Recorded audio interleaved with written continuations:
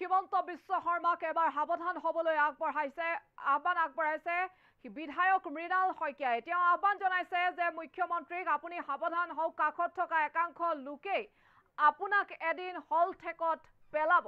বিধায়ক মৃণাল শইকীয়াই পুনৰ বিস্ফোৰণ কৰিছে। মুখ্যমন্ত্ৰী হিমন্ত বিশ্ব শৰ্মাক সাৱধান হ'বলৈ আহ্বান জনাইছে বিধায়ক মৃণাল শইকীয়াই। তেওঁ কৈছে যে গৌৰৱ গগৈৰ ইছ্যু তল পেলাবলৈ সৃষ্টি কৰা হৈছে উজনি নামনিৰ বিতৰ্ক।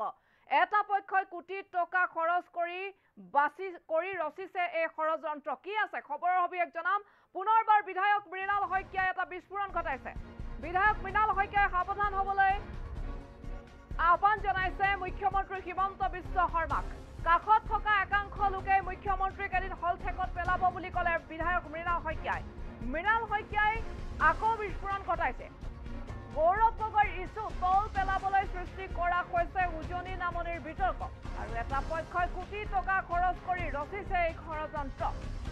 দলে যি ব্যৱস্থা লৈ থাকক, বিধায়ক পদ এৰিবলৈ মোক 1 মিনিটো সময় নালাগে। মই মহাত্মা গান্ধী থকা কাগজখনৰ প্ৰেমিক নহয়। মৃণাল শইকীয়াই এটা মন্তব্য কৰিছে, যিটো মন্তব্য এতিয়া অধিক চৰ্চিত হৈছে। মুখ্যমন্ত্ৰীৰ সৈতে মোৰ ভাল সম্পৰ্ক, এদিন লগ পালেই সকলো ঠিক হৈ যাব। মুখ্যমন্ত্ৰী হিমন্ত বিশ্ব শৰ্মাই এতিয়া সাৱধানতা অৱলম্বন কৰাটো উচিত বুলি ক'লে বিধায়ক মৃণাল শইকীয়াই। লোকসভা নিৰ্বাচনৰ ভোট গণনাৰ দিনটোৰে পৰা অধিকভাৱে তেওঁৰ নামটো উচ্চাৰিত হৈছে, চৰ্চাত ৰাখিছে। আৰু এইবাৰ বিধায়ক মৃণাল শইকীয়াই ক'লে যে গৌৰৱ গগৈৰ ইছ্যু তল পেলাবলৈ একাংশই সৃষ্টি কৰিছে উজনি নামনিৰ বিতৰ্ক। উজনি আৰু নামনি মই কাৰ বাবে কিয় কেনেধৰণে উপস্থাপন কৰিছিলোঁ, মাত্ৰ কেই ছেকেণ্ডমানৰ বাইট শুনিয়েই বা মন্তব্য শুনিয়েই কোনে এনেধৰণে এইসমূহ কৰিছে, ষড়যন্ত্ৰ ৰচিছে, সেয়া ইতিমধ্যেই জানিব পৰা গৈছে বুলিও তেওঁ কৈছে। তেওঁ কৈছে যে এটা পক্ষই কোটি টকা খৰচ কৰি ৰচিছে এই ষড়যন্ত্ৰ। কিন্তু 1 ছেকেণ্ড 2 ছেকেণ্ডৰ মন্তব্য শুনিয়েই আপোনালোকে যিসকলে শুনিছে সেইসকলেহে ভাবিছে যে উজনি নামনিক লৈ তেওঁ বিতৰ্ক কৰিব বিচাৰিছে। কিন্তু উজনি নামনিৰ এই শব্দকেইটা তেওঁ কিয় কৈছিলে সেয়া সম্পূৰ্ণকৈ মন্তব্যটো শুনিলেহে গম পাব বুলি কৈছে।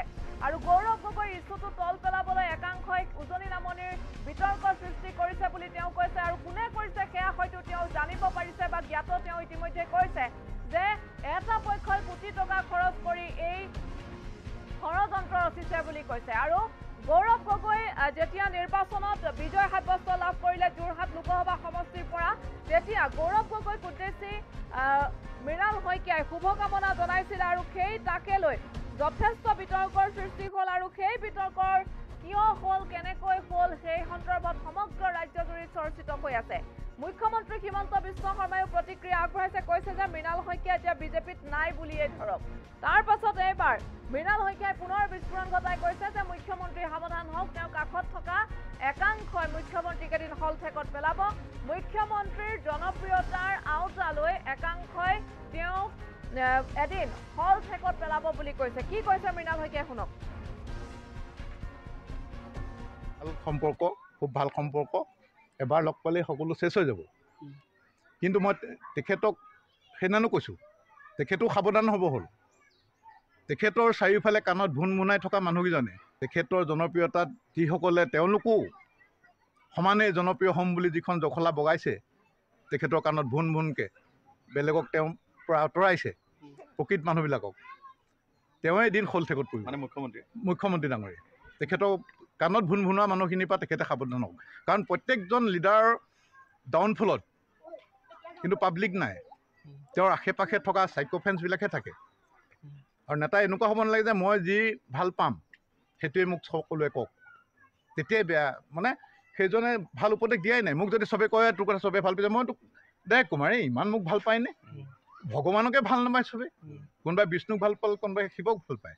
তেওঁ সেই তেতিয়াই ভাবিব লাগে। কোনোবাই যদি তেখেতক কয় যে তেখেতে 10টা কথাৰ ভিতৰত 3টা তেখেতে ভাল নোপোৱা কথাও কৈছে, জানিব যে সেইজন প্ৰকৃত বন্ধু। সেইপৰা তেখেতসকলে শুধৰণিটো আনিব পাৰিব। কিন্তু সদায় যদি যি কয় বোলে আপুনি ভাল কৈছে তাৰমানে সেইজনক ডুবাই গৈ আছে। আপোনাৰতো মাননীয় মুখ্যমন্ত্ৰী মহোদয়ৰ প্ৰতি এটাই অনুৰোধ, মোৰ প্ৰতি কি একশ্যনলৈ লৈ থাকক দলীয়ভাৱে, কাৰণ মই অকল দল লৈ নাথাকোঁ। মই কৈছোঁৱেই যে বিধায়ক এৰিবলৈ মোৰ 1 মিনিটো নালাগে। কিন্তু তেখেতক আমি বিচাৰোঁ, অসমৰ মানুহে বিচাৰে, কিন্তু তেখেতে সেই ফুচফুচাত কাণত কৈ থকা চাইক'ফেন্সবিলাকক প্ৰশ্ৰয় নিদিওঁ। সকলে ভুল বুজাব খুজিছে, তেখেতসকলে যি বুজে বুজি থাকক, কিন্তু যিসকলে ভুল বুজিছে, ভুল বুজি যদি মনত দুখ পাইছে, মই ক্ষমা মাগিছোঁ। উদ্দেশ্য মানে কিমান কোটি টকা খৰচ হৈছে এই বস্তুটো এষ্টাব্লিছ কৰিবলৈ, মূল উচিটো নাইকিয়া কৰিবলৈ কিমান কোটি টকা খৰচ হৈছে সেইটো মই কৰিছে আৰু এটা হেৰি, যাৰ পকেটত আজিকালি ঢেৰ পইচা। আৰু মই কৈছোঁ যে মোক কোনো প্ৰকৃতিপ্ৰেমী ক'ব নালাগে, আপোনালোকে প্ৰকৃতিপ্ৰেমী হওক, কিন্তু মই সেই মহাত্মা গান্ধী থকা কাগজ খিলাৰ প্ৰেমী নহয়। মোৰ এটা কনস্পিৰেচি যে এই গৌৰৱ গগৈৰ ইছ্যুটো তল পেলাবলৈ এইটো এটা আনিছে, লগতে উজনিৰ প্ৰতি ঘৃণাৰ এটা ভাৱ আনিবলৈ এছামে চক্ৰান্ত কৰিছে। সেইকাৰণে যদি যিসকলে চিনচিয়াৰলি ভাবিছে যে আমাক গোটেই বাইটটো শুনা নাই, নুশুনি পেলাই ভাবিছে যে সঁচাকৈ আমাক ল'ৱাৰ আছামক আমাক তেওঁ অপমান কৰিছে নেকি, যদি তেনেকৈ কোনোবাই দুখ পাইছে তাৰ কাৰণে মই দুখিত, মই তেওঁলোকৰ ওচৰত ক্ষমা প্ৰাৰ্থী। কিন্তু যিসকলে কাৰোবাৰ প্ৰৰোচনাত পৰি এই বস্তুটো বিষ বাষ্পটো সোমোৱাই দিছে, তেখেতসকলক মই সকীয়াই দিছোঁ যে তেখেতসকলে এনেকৈ কাৰোবাৰ পৰা কিবা লৈ পেলাই এটা ষড়যন্ত্ৰত মিলিত হৈ এনেকুৱা কৰিলে কিন্তু এই ভাৱটো বেছি জাগিবহে। মইতো বেলেগ এটা উদ্দেশ্য আগত ৰাখি কৈছিলোঁ, বেলেগ এটা দৃষ্টিভংগীৰে কথাটো কৈছিলোঁ, কিন্তু তেওঁলোকে যে এই চক্ৰান্তটো কৰিলে, সেই চক্ৰান্তটো কিন্তু এতিয়া বহুতে বুজিছে নহয়। যিসকলে নিজে চিন্তা ভাৱনা কৰিব, দকে চিন্তা কৰিব, দুইটা বাইট যেতিয়া চাব, যোনে অকল টুকুৰাটো চাইছে তেখেতসকলে নুবুজিব, গোটেই সম্পূৰ্ণ বাইট চোৱাত মানুহখিনিয়ে, সম্পূৰ্ণ বক্তব্য শুনা মানুহখিনিয়ে বুজিব। কিবা শ্লিপ অফ টাং কিবা এটা শব্দ ওলোৱা ডাঙৰ কথা নহয়, তাকে বহুত ডাঙৰ ডাঙৰ কথা মানুহে কৈছে। এইবাৰ নিৰ্বাচনত সকলোৱে দেখিছে কেনেকুৱা ভৰা মঞ্চত প্ৰত্যেকটো দলৰ মানুহে কেনেকুৱা কেনেকুৱা কথা কৈছিল। তেনেকুৱা হ'লেতো গোটেই লিডাৰ, অল পাৰ্টিৰ লিডাৰটো জেলতে থাকিব, কেছ হ'লে, বা লাখ লাখ কেছেই হ'বগৈ। মই এটা মানে হেৰি কৰাৰ কাৰণে মোৰ ওপৰত কেছ দিছে। মই সেইটো কালি চেলেঞ্জত লাগি মই সেইটো ক'ব পাৰি নাই, মই বোলে এড্ৰেছ নাথাকে জানো গোলাঘাট, আৰু বাহিৰত গ'লে কি হয় যে কোন which part Golaghat is there, আমি কওঁ যে এইটো যে আপাৰ ছাইড, তাৰমানে কয় যে নৰ্থ কয়, চাউথ কয়, নৰ্দাৰ্ণ পাৰ্ট, আপাৰ পাৰ্ট, আমাৰ নকয় যে নৰ্থ ব্লক মানে নৰ্থ বেংক, তেনেহ'লে তাৰমানে আমি ক'বই নোৱাৰিম মই ক'ত ঘৰ তলত মোক। আৰু এনেধৰণে মৃণাল শইকীয়াই পুনৰবাৰ মন্তব্য প্ৰদান কৰিছে আৰু মুখ্যমন্ত্ৰী হিমন্ত বিশ্ব শৰ্মাক সাৱধান হ'বলৈ তেওঁ আহ্বান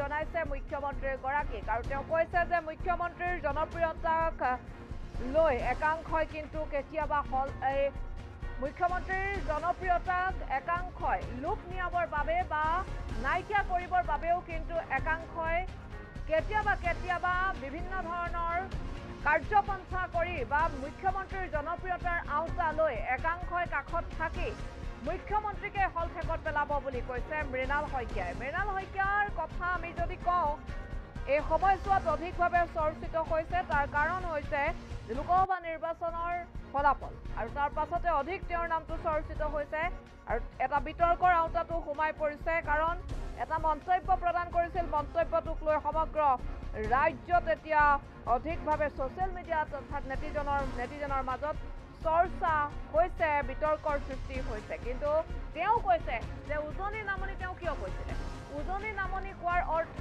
কি, উজনি আৰু নামনিক কেন্দ্ৰ কৰি তেওঁ বিতৰ্ক কৰিব বিচাৰিছে নেকি, সেয়া তেওঁ সবিশেষ জনাইছে যে 1-2 ছেকেণ্ডৰ মন্তব্য বা বাইট শুনি আপোনালোকে উজনি নামনিৰ বিতৰ্ক কৰাটো উচিত নহয়। যদিহে শ্লিপ অফ টাং, জিভা পিছলি কেনেবাকৈ কিবা ভুল হ'ল সেয়া হ'ব পাৰে, কিন্তু তাৰ বাবে যিসকলে মনত দুখ পাইছে মই তেওঁলোকৰ ওচৰত ক্ষমা বিচাৰিছোঁ, এনেধৰণেও কৈছে। কিন্তু কিয় কৈছিলোঁ, কি ক্ষেত্ৰত মই ক'বলৈ বাধ্য হ'লোঁ সেই সন্দৰ্ভতো তেওঁ কৈছে, আৰু সম্পূৰ্ণ মন্তব্য নুশুনাকৈ কোনো ধৰণৰ বিতৰ্ক নকৰিবলৈ আহ্বান জনাইছে বিধায়ক মৃণাল শইকীয়াই। তেওঁ কৈছে যে দলে মোৰ বিৰুদ্ধে যি ব্যৱস্থা লৈ থাকক, মই বিধায়ক পদটো এৰি দিবৰ বাবে 1 মিনিট সময়ো মোক নালাগে। মহাত্মা গান্ধী থকা কাগজখনৰ প্ৰেমিক কিন্তু মই নহয় বুলিও কৈছে মৃণাল শইকীয়াই। এনেধৰণে মৃণাল শইকীয়াই এই মন্তব্য প্ৰদান কৰিছে।